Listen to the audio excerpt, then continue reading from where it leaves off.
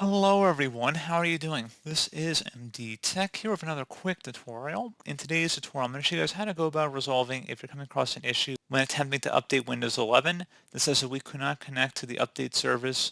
We'll try again later, or you can check now. If it doesn't work, make sure you're connected to the internet.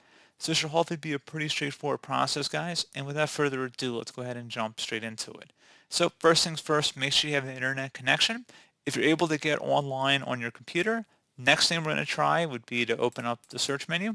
So again, if it's a network related issue, that doesn't really have anything to do with Windows Update, by the way. Just want to put that out there. So anyway, go ahead and type in troubleshoot. Best match should come back with troubleshoot settings. Go ahead and open that up. On the right side, select other troubleshooters.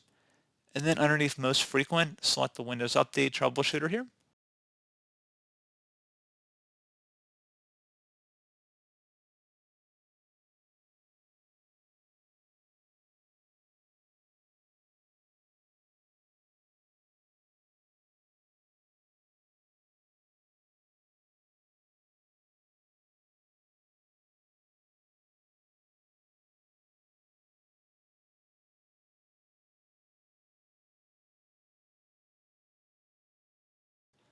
And again, would recommend following along with any on-screen prompts. And once that's done, go ahead and restart your device.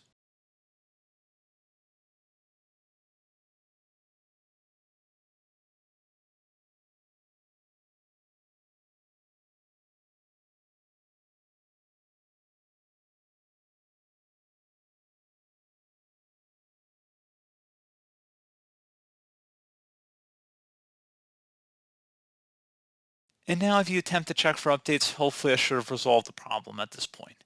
So, as always, thank you for watching. Do hope I was able to help you out, and I do look forward to catching you all in the next tutorial.